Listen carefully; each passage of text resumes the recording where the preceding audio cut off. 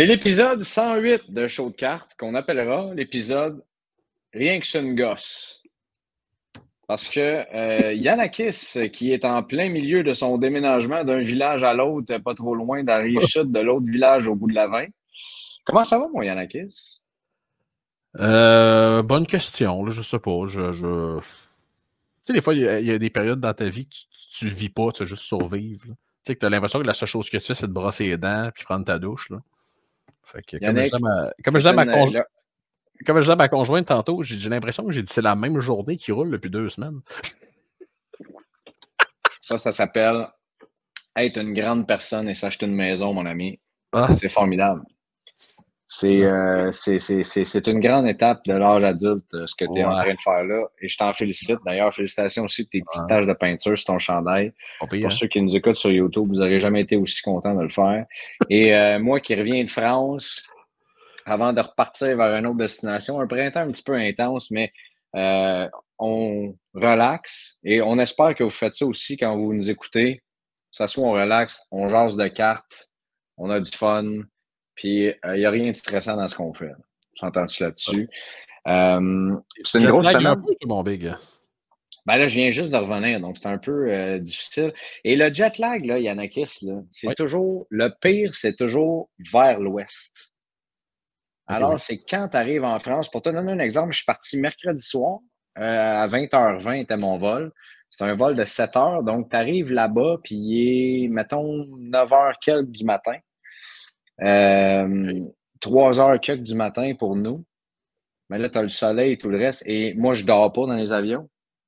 Pas capable. Je fais des siestes, mais dormir, il y en a, je suis extrêmement jaloux de cette habileté que les gens ont. Tu sais, t'en vois, là, avant le décollage, là, ça dort jusqu'à la fin, là.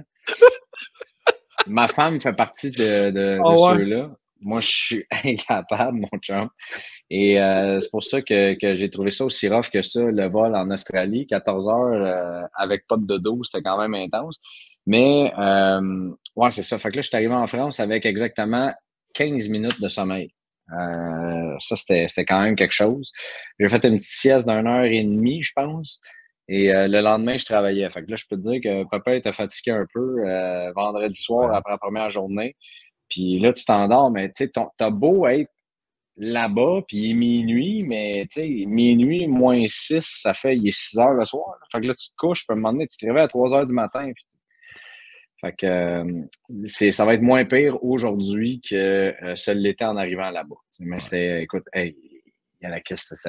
D'abord, là, je prends 2 minutes, là. Je sais que ça n'a aucun rapport avec les cartes, mais on a aussi un podcast, Les Visiteurs. Allez écouter ça. Où est-ce que je visite des stades, puis je fais le tour, puis je fais des entrevues avec du monde, tout ça. D'ailleurs, l'épisode sur Minnesota va sortir cette semaine avec Larry Fitzgerald Sr., avec Marc-André Fleury puis Édouard Julien. Dans cet épisode-là, je fais le review du Target Field, puis je fais le review aussi du Excel Energy Center, puis de cette ville-là en tant que telle. Les anecdotes que Larry Fitzgerald Sr. raconte, là, ça n'a aucun bon sens. C'est du bonbon. Fait que, bref, arrive là-bas, c'était le LDLC Arena de Lyon. Okay. Un endroit fantastique. Ils font du hockey là-dedans, ils font plein d'affaires. Puis le building est flambant neuf. Puis dans le parking, c'est dans le parking du Groupama Stadium. Parce que là-bas, ils n'appellent pas ça un stade. Ils traduisent pas. C'est Stadium. Et ça, c'est là que l'Olympique lyonnais joue. Oh! Mais crois-le ou non, le dernier match de la saison de l'Olympique lyonnais, c'était hier soir, 21h. Puis moi, la compétition finissait à 4h30. Fait qu'on a eu le temps de rapper ça, prendre un petit shooter de whisky avec la gang, jaser, dépacter, prendre une douche, puis ah ouais, pépère au stade. Je suis allé voir l'Olympique lyonnais. 69 000 personnes. Jesus! 69 000 personnes. Le stade est immense. Il y a du monde partout, les champs. Puis je me rappelais plus que le chant du CF Montréal était grandement inspiré de celui de l'Olympique lyonnais. Allez, allez, allez. Puis là, les gens, ça se lève, ça saute. Là. C'était incroyable. J'ai pas fini le match, malheureusement. J'étais brûlé, brûlé, brûlé.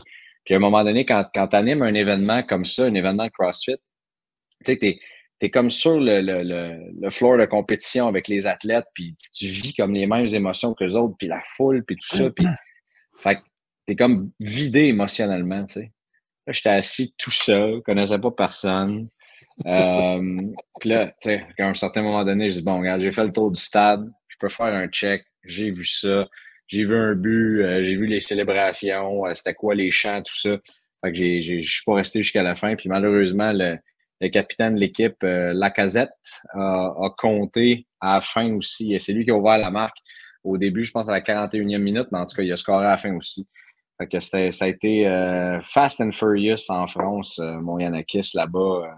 Pas eu le temps de jaser de cartes mais je me souvenais que j'avais vu du Lacazette pas mal, puis du Cherki dans des breaks, beaucoup, dans une coupe de collection de Panini de la Ligue des Champions. Là.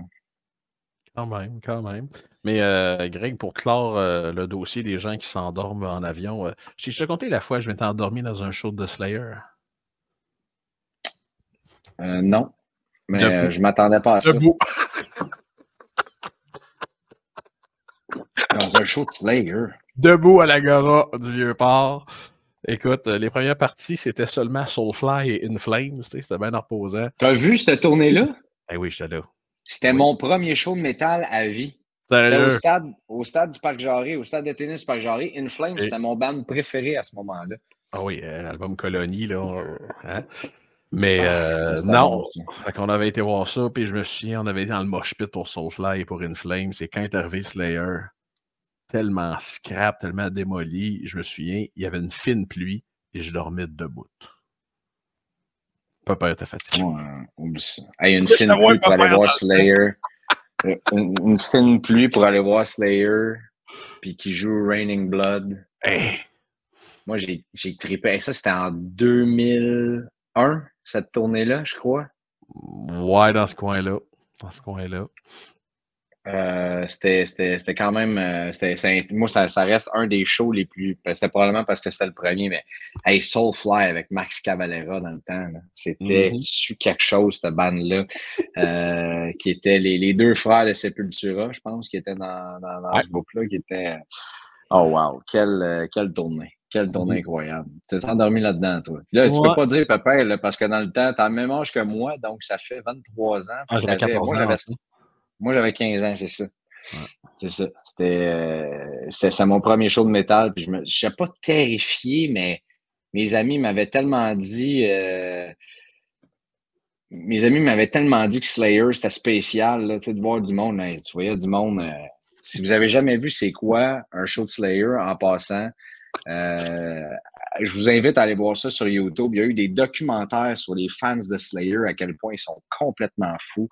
Moi, j'ai mon ami Brandon qui reste en Californie, qui a son band, qui a ouvert pour Slayer dans une tournée, puis il s'est fait huer dans plein de dates, puis fait que c'est des fans assez spéciaux. Mais tout un show. Des légendes Slayer. Malheureusement qui sont séparés maintenant. En fait, il y a eu des décès aussi dans le groupe et tout le reste. Là. Mais nous autres, on a pu voir un line-up presque original. Presque original. Okay, yes. J'ai pas dormi. Pardon? J'ai pas dormi tout le long. Là, fait que... J'avais quand même vu un petit peu Slayer. Est-ce que je me suis déjà endormi dans un show de métal? Je ne crois pas. Ça, je suis pas allé jusque-là. Dans un show, à un moment donné, peut-être. Au cinéma, certainement. Mais dans un show de métal, jamais. Yanakis, on va recevoir André Lessard très rapidement dans l'émission pour jaser du show de Montréal qui s'en vient. Mais avant qu'on s'en aille vers ça, on reçoit souvent la question, puis ça revient je sais que souvent je reviens avec des sujets du groupe Facebook, mais je pense que c'est important de donner une voix aussi à nos auditeurs qui nous écoutent puis qui nous envoient des questions comme ça, puis ce qui allume des discussions dans notre communauté Facebook aussi. Comment bien se préparer pour un show, tu sais? Et je trouve ça important parce qu'on l'a fait, je crois, dans nos débuts. Je pense dans nos 20 premiers épisodes, on est rendu à 108. Là, fait qu'on peut aussi le refaire, donner peut-être quelques petits conseils, 3 à 5 conseils pour les gens qui s'en vont, il y en a que c'est leur premier show de cartes en personne, leur première expo qu'ils vont aller. Puis, je l'ai vécu à Toronto. Puis même si c'est pas ta première, tu sais, Toronto, ça fait 3 fois que j'y vais. J'ai fait Minnesota, le National, Montréal, tout le reste. Puis à chaque fois, je me fais prendre avec la même affaire. Si vous voulez vraiment rester dans votre budget, Yannick est excellent là-dedans. Là. Donnez-vous un budget. Ça, c'est la première des choses. Là. Tu sais, toi, t'arrives, tu m'as dit, je suis allé au guichet, j'ai retiré tant, c'est ça mon budget pour le show. On sait toujours que toi, ça tourne autour de 8-10 000 Non, mais ça, c'est 10% de ton budget, ça, Greg. mais d'en avoir un, mais surtout d'avoir un plan. Parce que moi, je vous explique ça dans quoi moi je me fais prendre, c'est que là, tu n'as pas un budget qui est défini, qui est clair. Tu dis, ah, je vais regarder, ça dépend peut-être de ce que je suis capable d'échanger ou de vendre ou tout ça. Puis là, si tu n'achètes rien, tu tombes dans une espèce de ce qu'on appelle le fameux FOMO, le Fear of Missing Out. Si je peux pas rien acheter, tu sais. Puis des fois, si tu as des goûts, puis je trouve ça drôle, puis c'est même pas une pique à l'endroit de Yannick, tu as des goûts à la Yanakis qui sont pas dispendieux. Tu sais, Yannick peut être bien heureux avec une carte à 5-10$, ou tu as moi qui a des goûts, tu sais, plus dispendieux. Je suis le même dans la vie, mais ça dans n'importe quoi. Oh, moi, je bois mon kombucha avec, vous voyez ici, avec Ça manque de frites de navette, ton affaire. Là. le petit doigt dans les airs, exactement. Mais, tu sais, par exemple, quand je suis allé, c'est tellement relatif, le budget des gens, puis ci, puis ça. Puis je dis pas que j'ai un plus gros budget que toi, c'est pas nécessairement. Des fois, tu arrives dans des expos, puis moi, je le connais, ton budget, puis il est souvent plus gros que le mien, tu sais. Parce que moi, je vends des cartes, puis après ça, je me dis, OK, là, j'ai ce budget-là qui est disponible, qu'est-ce que je fais avec? Est-ce que je me garde ça pour des investissements futurs ou là, je dépense ou c'est ça? Fait qu'il faut C'est des avoir un cartes que plan. tu vends, moi, c'est mon corps. Fait que, c'est pour ça qu'il n'y a pas le même budget. Exactement. C'est pour ça que tu arrives avec des plus gros budgets. Tu es très en demande à ce niveau-là. Mais je pense qu'il faut vraiment rester. Tu sais, encore une fois, je dis, excusez, je me mêle un peu dans mon point que je vais amener, mais le point reste le suivant. Tu sais, pour moi, je reviens à Toronto l'an dernier au mois de novembre. La carte que j'étais, tu le sais, fou comme un balai d'avoir. C'est la Future Watch de Drew Doughty. J'étais tellement content de l'avoir. Ça m'a coûté 120$, je pense, chose comme ça, tu sais. Fait que toi, payer 120$ pour une carte, tu vas me dire, Chris, oh, pardon, je suis sacré. Tu vas me dire, je fais pas ça souvent. Mais Non, quelqu'un mais d'autre va dire une carte à 120$, tu sais. Il y a des gens qui arrivent là avec des cartes, tu sais, en bas de 4 chiffres, ils touchent pas, là, tu sais. Donc, c'est assez relatif dans tout ce que vous voulez, puis ça dépend de ce que vous collectionnez, ce que vous aimez, puis votre but de collectionneur aussi. Mais donnez-vous un plan, donnez-vous, tu sais, parce que si c'est pas dans votre plan, puis c'est pas ce que vous aimez, vous allez revenir chez vous, puis à un moment donné, je vous le dis, après 2 semaines, 1 mois, 2 mois et demi, surtout, mettons, là, les cartes de hockey, on s'en va l'été, là, vous allez regarder ça en plein milieu du mois de juin. Veux-tu pas me dire pourquoi j'ai acheté ça, cette carte-là, tu sais? Puis là, tu la revends, parce que là, tu te dis, j'en veux pas nécessairement dans ma collection, je veux pas garder ça. Tu la revends, c'est en plein milieu de l'été, ça a descendu, il y a un autre hype ou quoi que ce soit. Tu sais, c'est des situations, il faut faire attention. Puis, tu sais, entends-tu, il n'y a rien de grave là-dedans, là, tu sais. Attends, c'est une carte que tu as achetée, elle a perdu 20% de sa valeur, à moins que tu aies acheté une carte à 10 000, là, c'est un peu plate. Mais si tu as acheté une carte à 100$, tu as perdu 20$, mais pareil, tu sais, tu dis, crème, c'est poche, là, tu sais, j'aurais aimé ça. Bref, comprenez mon point. Ah, ben, il n'y a pas deux personnes qui rentrent dans un show avec la même mentalité, mais il y a le B.A.B.A., par exemple, un sac à dos. Tu sais, tu vois, hein, les gens que c'est le premier show, ils sont là, ils sortent du Costco, là, tu sais. La boîte en carton, là. Ouais, là, tu regardes les gens, tu dis, toi, tu as un sac à dos? Ben là, je pensais pas que j'allais trouver tant d'affaires que ça. Ah, OK, t'es de même, toi. Fait qu'un bon sac à dos, des sleeves, des top loads, du tape à peinture, pas utilisé, là. Mais la grosse base, parce qu'on s'entend, des accessoires, dans un show, c'est pas tant la place pour acheter ça. Parce que souvent, dans les shows, tu vas avoir un ou deux vendeurs qui vont avoir des accessoires cher. et ils Ils vous savent attendent. qu'ils sont seuls. Oh, C'est que bien oui! correct. C'est Eh bien oui! correct. N'importe qui ferait la même affaire. Eh Là, oui! tu sais, je veux dire. Et si vous êtes là pour échanger ou vendre, là, assurez-vous que vos cartes qui sont gradées soient au moins dans des petits protecteurs en plastique au-dessus de votre carte PSA ou Beckett ou Tag ou peu importe. Assurez-vous de ça, s'il vous plaît. Assurez-vous que vos cartes qui sont non gradées, vous avez mis tu l'as dit, là, des top loaders neufs, par exemple. T'sais. Rendez ça sexy un peu. Là. Si moi, je regarde la carte à travers le top loader, je me dis, pas sûr que j'ai le goût de toucher à ça. Quand il faut que tu sortes, quand il faut que tu sortes la carte du top load pour dire as-tu un défaut? Ah non, c'est le top load qui a passé un hiver sur une traque de chemin de fer. OK, bon, d'accord. Non, mais t'as de l'air. C'est pas nécessairement, oui, ta carte, elle peut être belle, mais mettons, je m'en vais voir Yannick. Yannick, il a une belle Éric Gagné, une de une signée. Puis là, il va la vendre, mettons. Puis là, elle arrive, elle est dans un top loader tout sale, tout croche, avec qui a eu du scotch tape, tout le reste là, dessus. Là. 2 fois. Là, je la sors de là, je la regarde. OK, elle n'est pas maganée, mais je me dis, hey, si le gars, il prend même pas la peine de mettre sa carte dans d'équipement neuf, plus beau, ou ça, c'est une carte qui mériterait peut-être un one touch ou quelque chose comme ça. Là. Si tu la rends pas sexy, le coup d'œil est moins intéressant pour le collectionneur. Puis à ce moment-là, qu'est-ce que tu vas faire? Ah, tu vas passer. Et 50, 60 $, bah, OK, regarde, je vais te donner 40, là, puis je te donne pas plus. T'sais. Alors que si ta voix est belle, c'est une de une, est annoncée au prix, moi, je suis pas mal certain que la majorité des collectionneurs vont allonger les dollars nécessaires sans négocier. Let's go, il n'y a pas de problème, on le fait. T'sais. Non, effectivement. Puis... Moi, ce serait ça que. Bref, ce serait ma pensée. Là. Rendez ça un peu plus sexy, puis vos cartes vont partir. Oui, puis ce que je dis toujours aux gens, oui, le sac à dos et tout, une bonne bouteille d'eau, un bon Gatorade pour faire la job, de l'argent comptant, les amis. De l'argent comptant, c'est... Ouais, puis si vous n'en avez pas, assurez-vous que vous en avez au moins dans votre PayPal. Que c'est disponible. L'argent comptant, c'est sûr, comme a dit Lewis Hamilton, cash is king. Ça, c'est certain dans une expo comme celle-là. Ouais, tu l'as dit, rester hydraté, ça, c'est sûr et certain, ça fait pas de tort.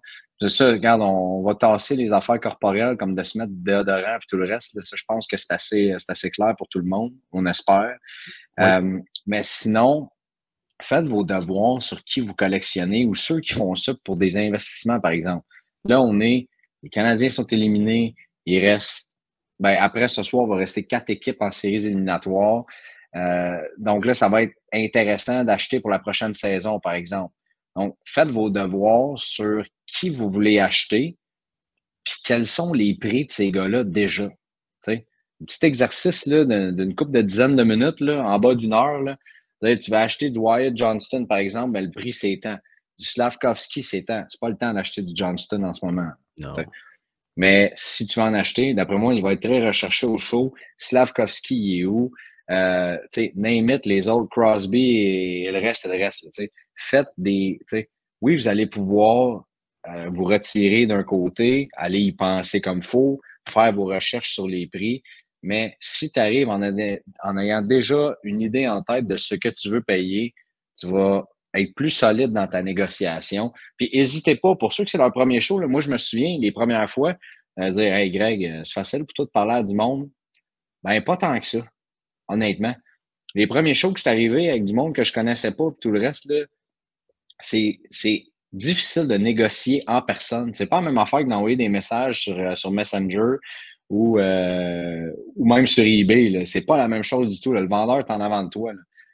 Puis les premières fois, tu peux rester et t'es un petit peu intimidé, puis là, tu veux pas trop, puis là, tu veux pas perdre de... Fait que tu hésites à lancer un prix ou tu hésites de rester un petit peu plus ferme. Ouais, mais pas juste ça. C'est un peu plus tough de lowballer quand t'es face à face. Hein? C'est plus... c'est ça prend plus de cojones pour lowballer, mais c'est pas... on lowball pas sur eBay, puis on lowball pas sur Marketplace, puis encore moins dans des shows. Là. Non, mais il y a des façons de lowballer aussi, tu sais. Ouais. Tu peux te dire, regarde, je veux te lowballer, par exemple, mais si tu as l'intention de payer moins cher pour tes cartes, essaye de faire le tour des vendeurs,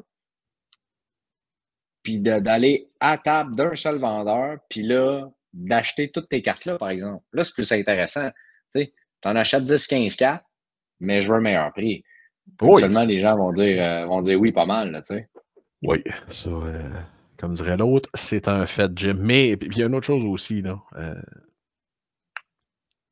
Tu sais, les dealers, c'est des êtres humains, là, comme nous tous. Puis on a toute une façon de penser. Puis... Fait que, si, je sais pas, moi, je lance des chiffres, là. Si une Slavkovski Future Watch, présentement, se vend quoi? 500$? 400? 450, 500, moi, peut-être. 450? Moi, j'ai pas regardé les dernières vendues, mais Ouais. ça tourne autour de ça la dernière fois. Mais tu sais, s'il y a un vendeur qui est là et qui dit, moi, là, je veux 600$, sinon je vais la garder. Ben, savez-vous quoi? Vous dites, hey, bonne journée, monsieur. Mais Les tu sais pauvres, quoi? partir une guerre nucléaire non Je pense plus. que Slavkovski, en fin de semaine, va être tellement, tellement recherché que je pense qu'il y en a un qui demande 600, il va finir par la vendre. Ou il va l'avoir en échange d'une valeur de 600$ de carte ou peut-être même un peu plus, tu sais. Fait que ça dépend aussi du produit. C'est sûr que si tu arrives pour aller rechercher, tu sais, l'an dernier au National, je cherchais du Jackson Churio. C'était probablement le prospect de baseball le plus recherché au complet. Tu sais, j'arrive là, puis moi, j'essayais de négocier parce que je voulais pas payer tant cher que ça. Mais le gars à sa table, tu sais, puis on a eu une discussion super intéressante. On a gardé contact après, c'était vraiment cool, tu sais. Mais dis, honnêtement, on est vendredi, on est samedi, man. T'es le 8e. Puis j'y avais écrit le jeudi puis le vendredi. Puis j'étais arrivé le samedi, il en avait vendu à moitié. Et tu sais, ils partent au prix X, puis tu m'offres 250$ de moins. Tu sais, je peux pas. Et puis il était pas. Il dit, ça fait du sens ton prix, mais ils partent plus cher en ce moment. Je comprends, mon chum, vends-les tes cartes, man, puis je vais essayer de les trouver ailleurs plus tard. Puis tu sais, c'était bien correct. Faut pas avoir peur non plus d'avoir des. Quand c'est dans le respect, c'est pas. Moi, quelqu'un qui arrive à la table, là, qui regarde en même à terre, 100$ pour ça? Ouais. Elle est affichée à 200$, puis je suis au prix des dernières vendues, là, tu sais. 120?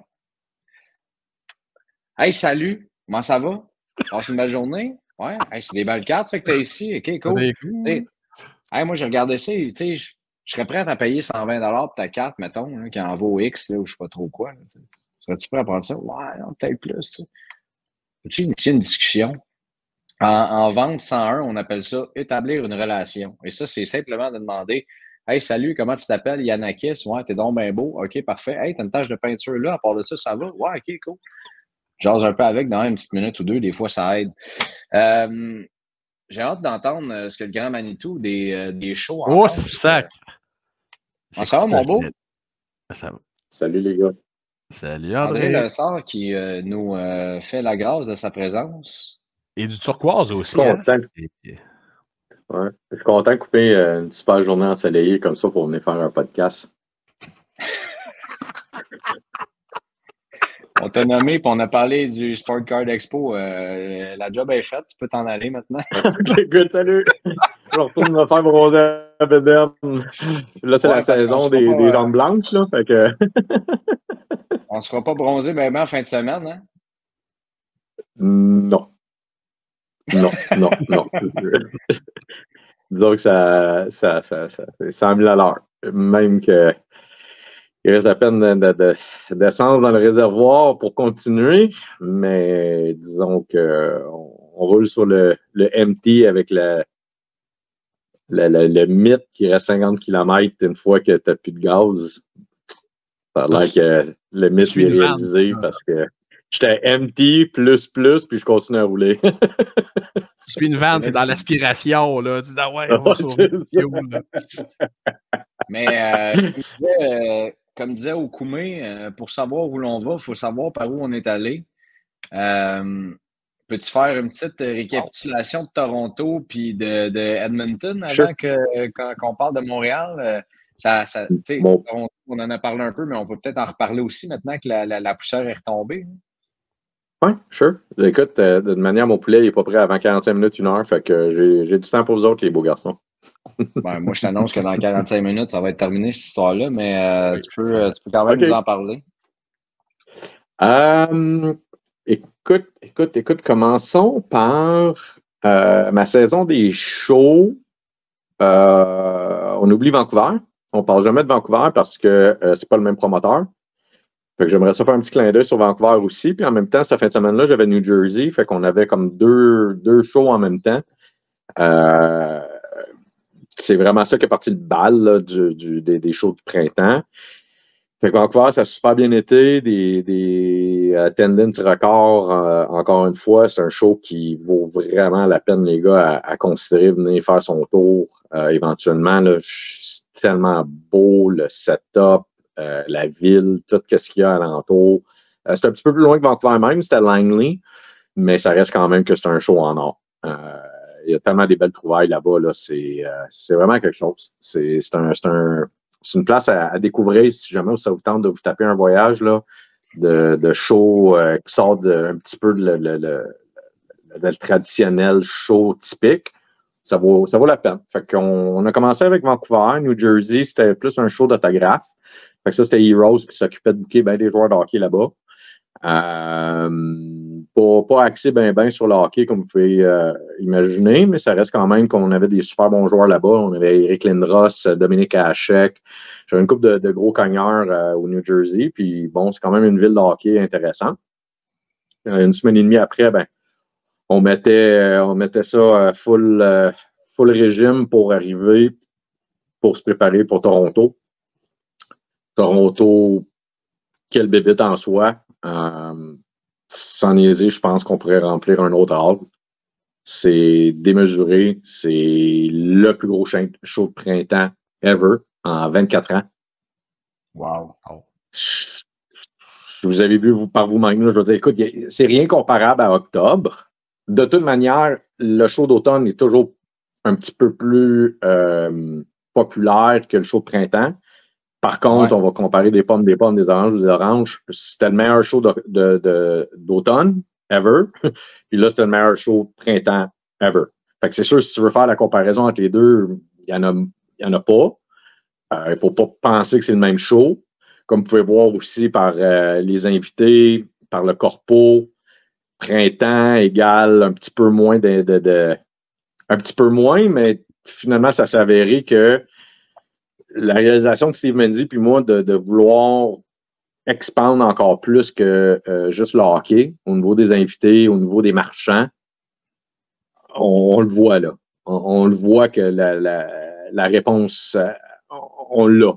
Que ce soit des Dennis Rodman, des Georges Saint-Pierre, des William Shatner, vous avez vu toute la section TPG, c'était débile là. On voit qu'on peut être multidisciplinaire sans vraiment faire le crossover officiellement d'être multidisciplinaire. T'sais, on veut quand même garder la base que c'est le plus gros show de hockey au monde, mais on voit qu'avec, écoute, on va se dire les vraies affaires, là, avec le dollar américain qui est tellement favorable, tu vois que les Américains commencent à pousser beaucoup vers le show de Toronto. On le voit aussi pour Montréal, soit dit en passant, là, on a des dealers américains, on a beaucoup de clients américains qui sont en train de monter parce que le dollar, en partant, il sauve 40%. Fait que, de voir cette gang-là débarquer, ils veulent pas juste du hockey. Donc, conséquemment, on est un peu plus sélectif au niveau des dealers pour le dernier blitz pour essayer de justement sortir un peu de juste du hockey à cause de la demande américaine qui est tellement forte. Fait que je sais pas pour vous autres, là, t'as-tu remarqué ça, Greg, comment que de plus en plus de disciplines qui commencent à être variées à Toronto? J'ai remarqué qu'il y avait beaucoup de... Attendez-moi un instant, messieurs, ce sera pas très long. J'ai remarqué qu'il y avait beaucoup de collectionneurs. On est-tu bien quand il n'est pas là, lui? Plus d'influenceurs aussi américains. Ça, on en Attends, a parlé excuse. On avait juste Yannakis puis moi, on avait juste un petit moment de bien-être. Il n'était pas là. Fait que continue. Vous êtes mal partis parce qu'on va passer du temps ensemble en fin de semaine sur un temps. Oui, je l'ai remarqué, j'ai trouvé ça intéressant. Moi, je l'ai dit, ma seule déception que j'ai vécue à Toronto, puis on en a parlé il y a 2 semaines, c'était qu'il n'y avait pas de variété ces tables. Je peux pas croire qu'on était à Toronto. Il y a plein d'affaires qu'il y a plein de monde qui n'était pas capable de trouver. Je trouve qu'il y a eu beaucoup de paresse. Puis, à un certain moment donné, j'ai eu comme l'impression que les vendeurs ne savaient pas trop le marché, il était où. Fait qu'ils ont comme été défensifs au lieu de se dire je vais amener plein de choses puis voir. C'était pas toutes les tables, mais là, je fais une généralisation de la situation. Moi, c'est ce que j'ai senti. Puis j'ai l'impression qu'il y avait bien des vendeurs qui se sont dit OK, on va y aller pour ne pas perdre ça pour l'automne. Au niveau de la variété, mais c'est la seule affaire parce que l'ambiance était là, les cartes bougeaient d'un bord puis de l'autre. Tu l'as dit, ça a été. Moi, j'ai trouvé qu'il y avait un upgrade à ce printemps-ci que le printemps dernier. La seule différence, c'est que le printemps d'avant, il y avait Upper Deck avait lancé SP Authentic 3 jours avant. Donc là, c'est sûr qu'il y avait un certain buzz d'une méga sortie qui s'était faite d'un produit qui était très, très, très attendu. Puis ça a ajouté une épice intéressante au show, mais j'ai beaucoup aimé la variété de voir qu'il y avait beaucoup d'autres sports, plus de baseball, plus de football, plus de basketball. En plus, on est en série. Fait que non, chapeau. Puis des séances de signature, une légende, c'est une légende. Là, puis c'est pas parce que tu es un fan de hockey, tu es un fan de sport, tu n'es pas un fan de Star Trek, t'es pas. Moi, je suis dans un expo de cartes, peu importe, puis il y a plein de sportifs qui sont là. Tu m'amènes, je vais ramener ça sur le sujet pour que ce soit anecdotique un peu. Là. Tu m'amènes Timothée Chalamet pour une séance de signature, moi te le donner 100$, j'ai pas de problème avec ça pantoute. Tant mieux si c'est ça. Puis non, je trouve que vous avez fait un excellent travail là-dessus. Puis d'ailleurs, j'ai hâte de voir les invités à Montréal cette semaine. Ça s'en vient rapidement. Mais écoute, il y a un sujet que j'ai abordé cette semaine sur un autre podcast anglais. Dites-moi si je me trompe, parce que l'intervieweur, il était bien surpris de ma réponse, mais du même coup, c'est pas qu'il me donnait raison, je cherchais pas à avoir raison, mais on parlait du phénomène de Connor Bedard. Comment à Toronto, tout le monde au début du show prévoyait l'espèce de bombe nucléaire comme qu'est-ce qu'on a vécu, mettons, avec McDavid, puis qui n'a pas eu lieu. Puis on m'a posé la question un peu brûle pour point, pour voir c'était quoi ma théorie par rapport à ça, parce que oui, il y avait un hype, inquiétez-vous pas, là, il y en avait un, mais c'était pas exagéré comme McDavid. Puis ma réponse était simple, c'est que les gens, depuis avant pandémie à aujourd'hui, sont rendus tellement plus éduqués, sont rendus tellement plus connaisseurs, ils ont tellement des outils à leur portée de main que créer une espèce de bombe d'excitation, je ne suis pas sûr qu'on va leur vivre. Parce que si on avait à leur vivre, on l'aurait vécu à Toronto avec Bedard à des prix 2, 3, 4 fois surélevés par rapport à un marché. Fait que je veux voir, vous autres, votre perspective d'avoir vu Bedard, puis ça fait assez longtemps que vous êtes dans le lobby. Puis surtout, Yannick, tu vas peut-être me backer là-dessus. Il y a de l'engouement, on ne l'enlève pas, là. Mais est-ce qu'il y a eu une surexcitation? Non. Est-ce que les gens sont rendus plus éduqués? Oui.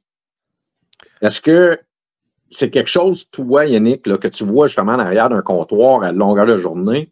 C'est une théorie qui est fausse? Non, mais les gens sont plus éduqués, oui.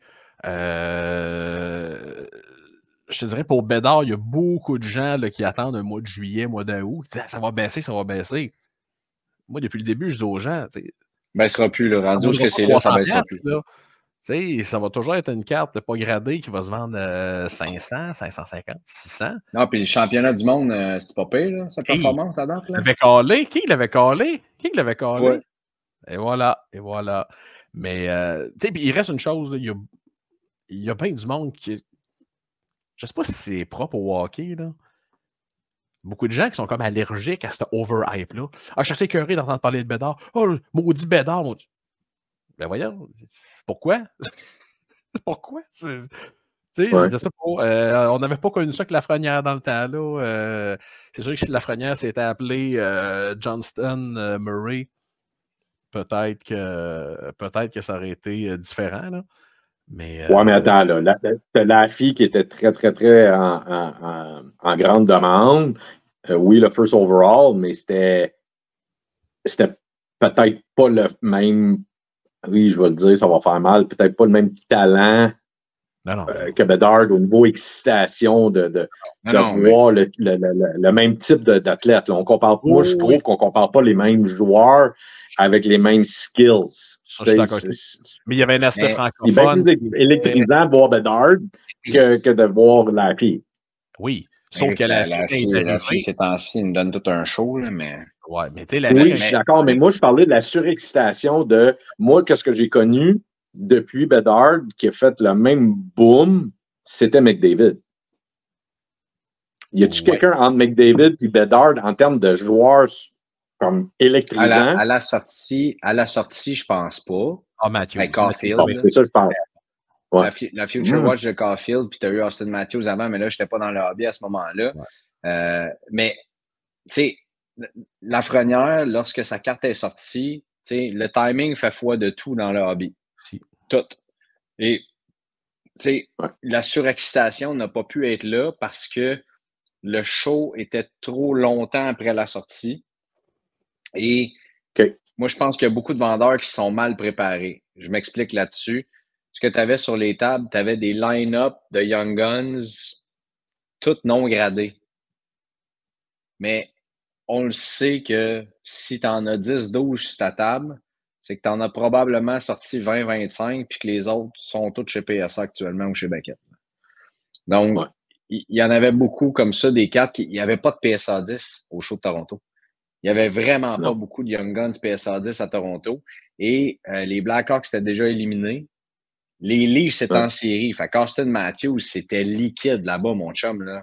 Ça se vendait, ça s'achetait. C'était fou raide parce qu'on était en première ronde.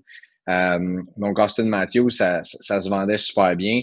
McDavid aussi. Et on était en tout, tu l'as dit, André, oui, les gens sont plus éduqués, mais ça fait quoi? Tu dis, ils viennent juste d'être éliminés. Est-ce que les prix vont descendre cet été? Présentement, ce qui est red hot, c'est les Leafs et McDavid. Est-ce qu'ils vont s'en aller pour une coupe? Tu sais, du Quinn Hughes, par exemple, du Peterson, tout ça, et surtout, je l'ai dit, Makar, ça bougeait beaucoup là, dans le show de Toronto. Et on se disait, ben, on va peut-être attendre de voir ce qui va se passer avec Bédard dans les prochaines semaines, les prochains mois, puis on en rachètera plus tard cet été. Donc, les gens qui ont été smart un petit peu plus, ont négocié un peu plus fort pour essayer d'aller en chercher puis de loader à des prix qui étaient un peu plus bas, mais c'est pour ça qu'il n'y avait pas un méga hype là-dessus. Moi, je pense qu'on arrive au show de Toronto l'année prochaine, ben pas l'année prochaine, pardon, au mois d'octobre, novembre, bref, à l'automne. On arrive là-bas, là, puis mettons, on est rendu à quoi, là? 15 games, puis Bédard a 17 points, là. Je peux te dire que le hype va être là, puis pas à peu près, là. Et solide à part ça, là. Ça va être le plus gros hype qu'on va avoir, je crois. Il y a aussi une histoire de population. La population, il y a tellement de caisses qui sont ouvertes que ça a monté d'une façon vertigineuse, là, la pop des Young Guns PSA 10. Et là, on s'est dit, hey, il va en avoir 8000, ça n'a pas de bon sens, parce que là, Upper Deck, le contrôle de la qualité est excellent dans les produits 23-24. Mais là, tu vois, ça s'est vraiment stabilisé là. Depuis quelques semaines. Ça ne monte plus. Pourquoi? Le monde n'en ouvre plus. Ce qui était à ouvrir a été ouvert. Là, il y a eu les restocks qui sont faits plus chers. Ce qui avait à grader était gradé. Puis là, tu vois, oups, ça se stabilise, là. Ça va bien. T'sais. Fait que je pense que tout ça va se settler. Puis après ça, on va se dire, OK, le marché de Bédard, c'est celui-là. Là.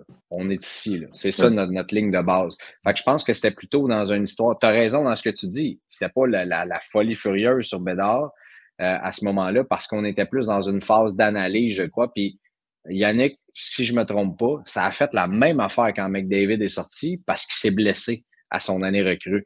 Fait que ces cartes sont sorties à un certain hype, ça a crashé d'une shot, puis là, ça a monté par la suite. Ça a fait la même affaire avec Bédard. Là.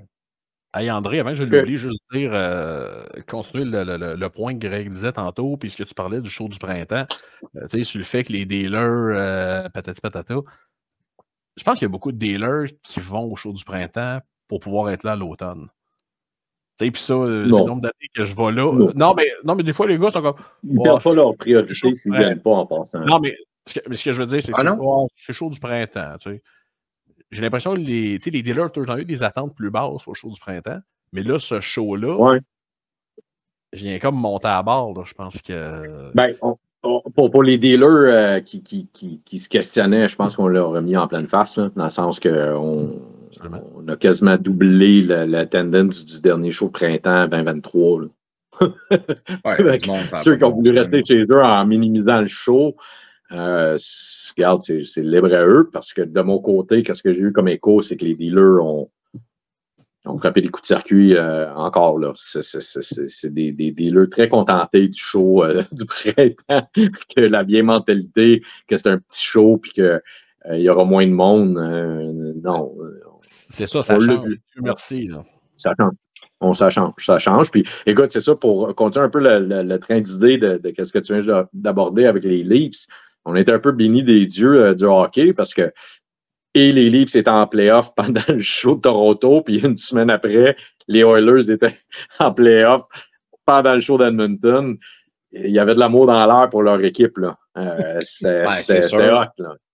C'était hot. Sûr, là, les Leafs, ça a fini un peu en queue de poisson. Puis là, les Oilers, au moment d'enregistrer, sont dans un match numéro 7 contre les Canucks. Hâte de voir où est-ce que ça va s'en aller dans quelle direction. Là. Puis avec la saison que les Canucks ont eue, le premier show du mois de mars à Vancouver, ben c'était ça, le hype était là. Avril, début avril, c'est ça. Toutes les 3 grosses villes où il y a des shows autres que Montréal, ben les équipes étaient toutes en feu. Fait que c'est sûr que nécessairement, ça attire beaucoup plus de monde, puis des nouveaux collectionneurs, puis du monde qui démontre un nouvel intérêt. Fait que ça c'est le fun. Ça recycle un peu la clientèle de base qui viennent toujours en ayant une nouvelle vague de collectionneurs qui viennent pour l'intérêt de leur équipe locale qui performe aussi bien. Fait que ça, c'était un gros plus. C'était le fun de vivre ça parce qu'on voyait les gens qui posaient des questions qu'on n'était pas habitués. Là. Tu voyais une nouvelle clientèle complètement débarquer dans chacune de ces villes-là. Fait que ça a été un franc succès à Edmonton aussi.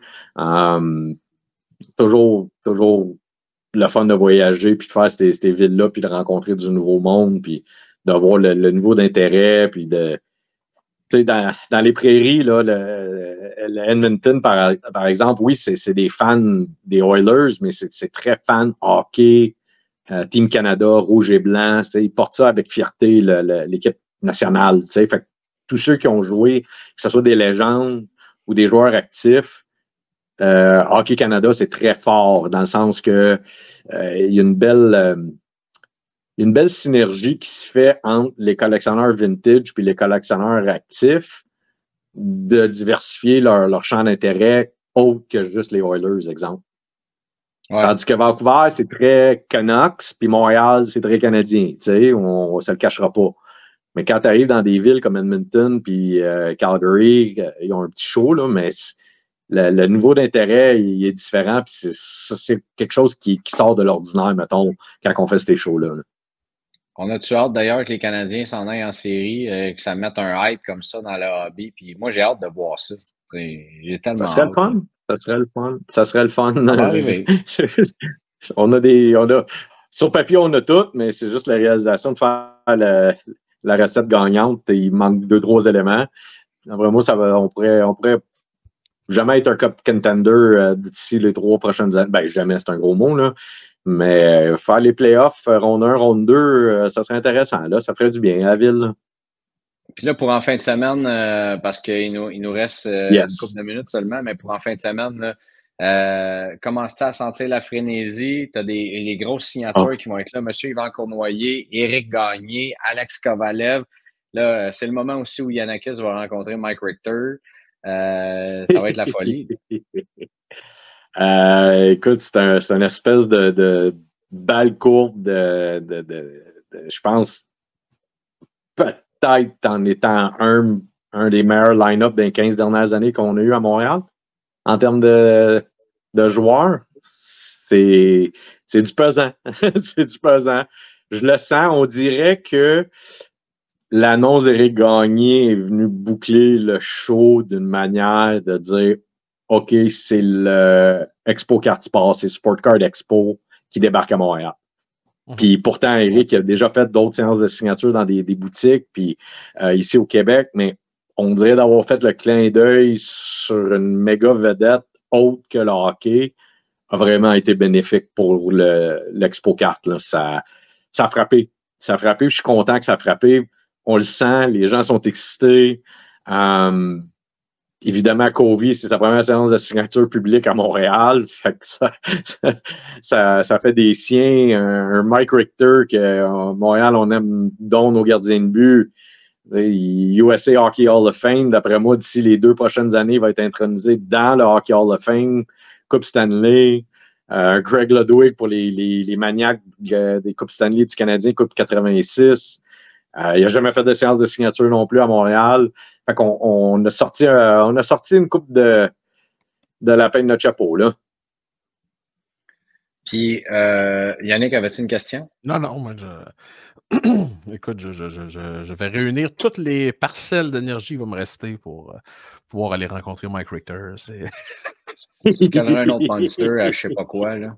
Au pêche. Là, c'est le terrain de soccer au complet, là.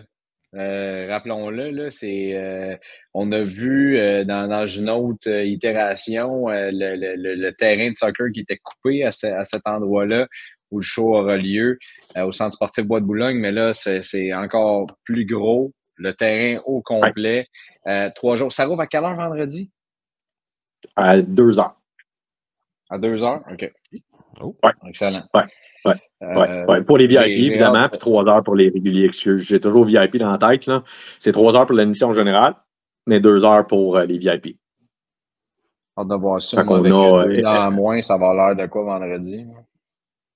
Écoute, moi, qu'est-ce que j'adore en ce moment, c'est le clin d'œil du Sport Card Expo, la bannière, le brand.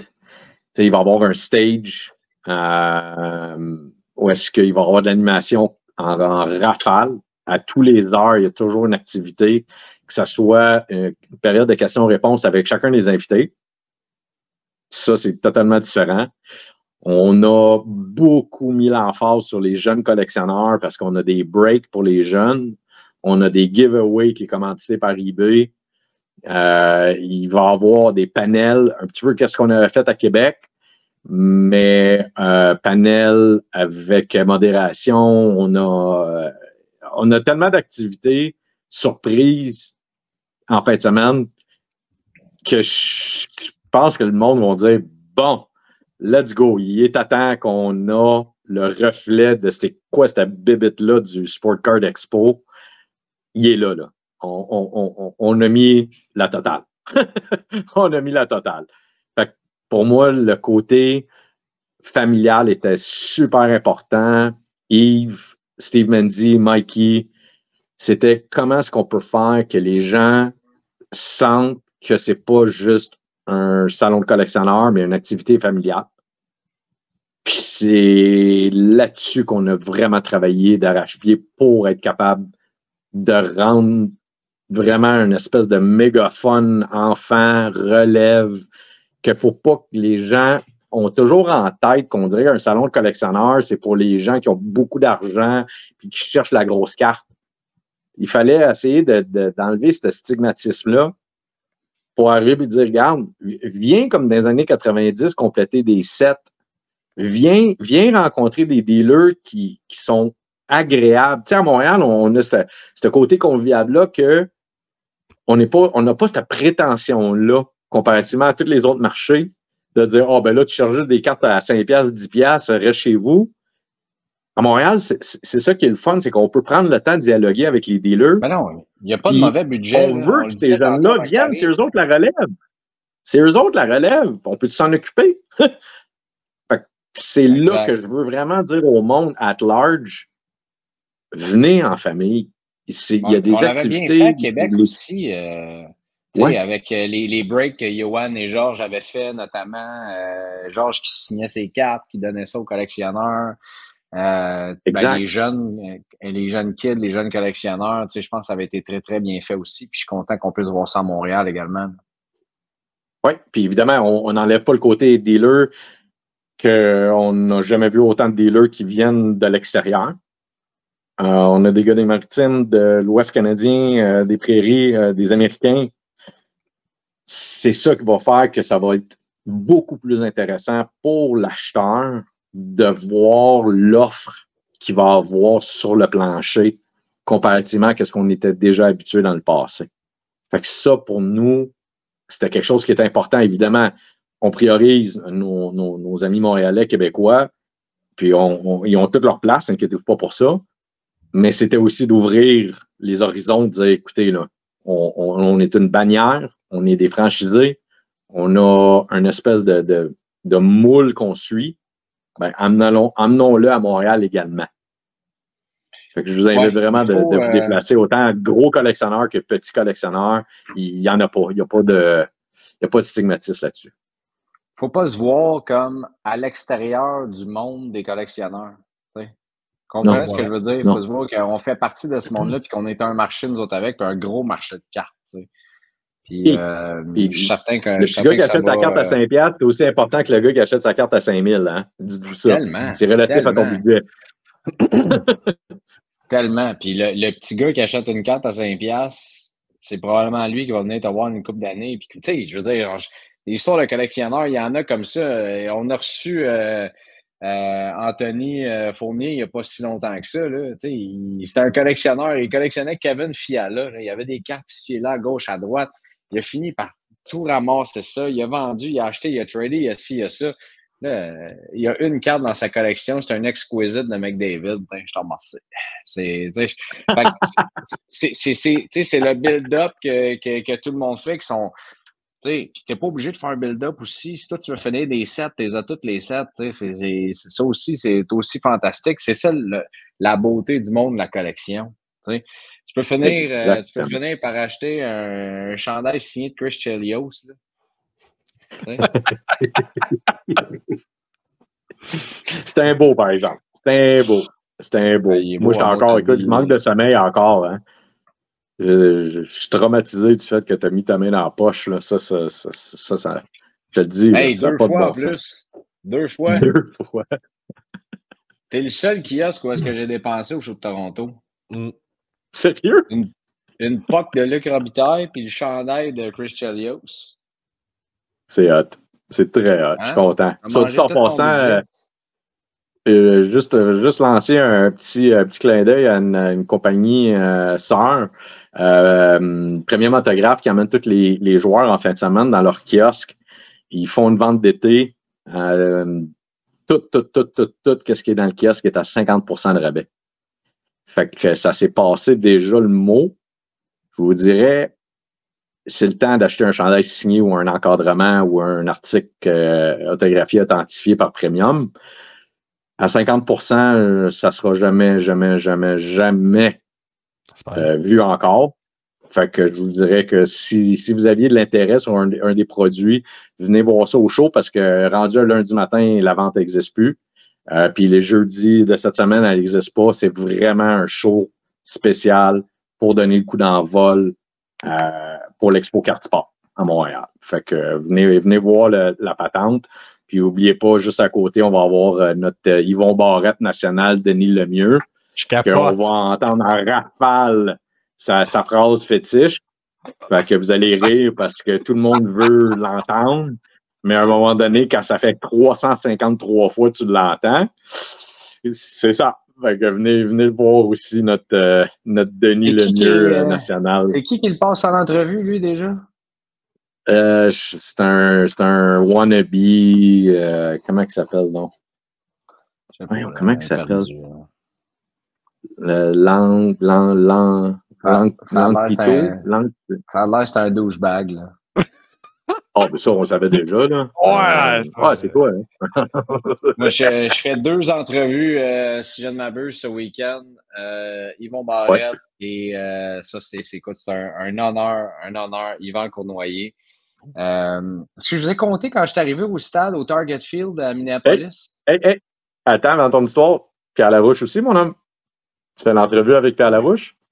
Oh, c'est vrai, également. Arrêtez de le minimiser, Calvaire. C'est parce que j'étais parti sur mon histoire de Yvan Cournoyer. Je suis arrivé au stade au Target Field. Je rentre par l'entrée des médias. Je vais chercher ma passe. Puis c'est un monsieur d'un certain âge qui est là, gardien de sécurité. Puis il me regarde et dit c'est un nom francophone. Je dis ouais, je viens de Montréal. Ah ouais, je viens de Montréal. Tu sais, il me parle, il dit je me rappelle encore de Yvan Cournoyer. J'étais au Minnesota d'un stade de baseball, puis le nom qu'on me sort, c'est Yvan Cournoyer, puis il commence à me parler de quel point il l'admirait comme joueur de hockey, puis tout ça. Puis... Fait que quand on dit Minneapolis, c'est the state of hockey, là. La première équipe, c'est les Vikings intouchables. Ça va toujours être ça. Puis la deuxième, là-bas, c'est le Wild, là. C'est le Wild. Oui. Malgré que là, j'ai un de mes grands chums qui a joué là-bas. Écoute, j'ai un de mes grands chums qui a joué au Wild, puis il a joué à Pittsburgh aussi. Puis c'est complètement démesuré, là. Les gars, ils ne pouvaient même pas aller dans un restaurant, ils ne pouvaient même pas sortir, ils ne pouvaient pas rien faire. Même si Pittsburgh, il a gagné une coupe, 2 coupes Stanley là-bas, ça n'a jamais été le même hype que quand ils jouent au Minnesota, là. C'était ridicule, là. Le XL Energy Center, là. Ils disent, hein, le XL, ça pète de tout bord, de tout côté. Le monde sont complètement NFL mentalité, là. Tu sais, quand on appelle ça une barn, là, une aréna de hockey, là, ben, là-bas, c'est vraiment une barn. Tu sais, c'est pas compliqué, là. C'est ça le branding du XL Energy Center. C'est un chalet de hockey. C'est vraiment ça. Puis l'ambiance est complètement folle, tu sais. Puis en plus, le match que j'étais là, ils ont présenté ça, c'était un beau clin d'œil. Ils ont présenté les acteurs du premier film des Mighty Ducks qui a été tourné à Minneapolis, qui a été fait là. C'était vraiment cool, là. Ça, des séances d'autographes, ça pourrait être pas pire. Je te dis ça même, Charlie Conway, là. Emilio Estevez aussi, là. Ouais, bon. C'est sûr que ça Écoute, on avait Goldberg à Edmonton. C'est vrai? Sean Weiss. Oui, on a emmené Sean Weiss. Hein? Quelle belle histoire, Sean Weiss. Lui, il a eu rough, hein? Il est un peu particulier. D'après moi, malheureusement, il y a des séquelles physiques, mais c'est un particulier, là. Il est rentré avec son duck call dans le show. Wow. OK, attends. Tu sais, les pancartes qu'on fait en arrière des joueurs, là, ouais. Il l'a pris. Tu sais, aux États-Unis, les gars avec les pancartes qui font des spins puis des trucs, là, ben, c'est ça qu'il faisait avec son duck call, mais il n'arrêtait pas de l'échapper. Fait qu'il faisait des spinoramas avec son nom. Come and meet me. I'm the goalie from Mighty Ducks. Goldberg, avec son duck call. J'aurais adoré ça, faire une entrevue avec lui. C'est sûr, ça aurait été tout un moment. André, vendredi, 3h, reste encore des billets, c'est sûr et certain, pour l'Expo Carte Sport Montréal qui a lieu juste de l'autre côté du pont à Laval. Vendredi, samedi, dimanche, toute la journée, les 3 jours. Ben, la soirée également, vendredi. Venez nous voir en grand nombre. Il va y avoir du monde à la messe là-bas. Yannick et moi, on va être au kiosque de Slab Sharks toute la journée, la soirée. On va être là. On va se promener un petit peu aussi, c'est sûr et certain. Mais je pense que tout le monde est bien excité. Moi, j'ai vu les group chats se faire aller dans le show de cartes. Puis, écoute, tout le monde capote à date, puis on a hâte. Fait que, André, on se voit là-bas ce week-end. Puis, merci encore. À quelle heure, André, Mike Richter, c'est pas indiqué sur le site? Oui, ça a été indiqué partout. C'est juste parce que toi, tu es tellement arriéré au niveau réseaux sociaux. 11h. Je vais pas y demander, fait que je ferais pas manger à la garluche. On a fait à peu près, Greg, on a fait quoi? À peu près 28 parutions cette semaine sur les heures de tous les joueurs, les e-blasts puis tout ça. Mais non, c'est vrai qu'on le voit pas nulle part. Là, je suis en train de peinturer, puis j'ai pas de téléphone, puis je fais encore des fax, puis tout ça. Puis... Oh, excusez, je suis en France, là, puis je regarde du monde lever là, des roches de 3000 livres. Là. Mais même à ça, si je regarde du monde lever des roches de 3000 livres en France, je suis capable de dire l'heure que Mike Richter va signer. Bon, c'est correct, les boys, je vais aller voir moi-même. Je vais remarquer. 11h à midi. Bon. 11h à midi. T'es contente, ça? Là? Le samedi.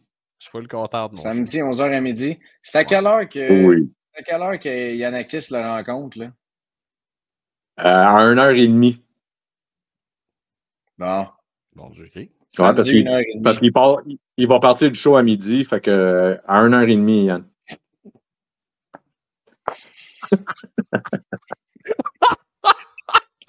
Oh! Il va t'attendre. Hey, il va t'attendre. Hey, à chaque fois, ça fait du bon contenu. À chaque fois qu'Yannick il est dans un show, là, la dernière fois, c'était son chandail Game News de Ryan Reeves. Puis là, ça va être de rencontrer Mike Richter. Hey, on en a-tu du fun? Ça se peut pas. Oh, incroyable. Merci les boys, je l'apprécie le temps que vous me donnez. J'ai tellement hâte en fin de semaine. On va se faire du fun. Là, Yannakis, arrête les hey, faut couper. On est à la radio, puis on a juste 1 heure. Vas-y, puis après ça, on coupe. Vas-y. Ah, tu t'en as pas dit hey, je pensais que tu avais dit hey. Ah, non, okay, non. Non. Coupe-moi. Merci à toi, André, du Salut, support boys. et de l'amitié. On se voit ce week-end. Salut, mon chum. Ben, Tu peux rester merci si tu les veux, mais mignons. nous autres, on continue la discussion Patreon, mais je pense que tu vas aller le faire bronzer avant que le soleil se couche. Fait que, on va te laisser aller. Non. Tu peux, Quoi? tu peux tanner aussi. Tu peux couper ton émission, là? Vas-y. C'est quoi tu laisses savoir? Attends, tu peux. Hey, on continue la discussion sur Patreon, tout le monde. Merci d'avoir été à l'écoute sur les ondes de BPM. Salut.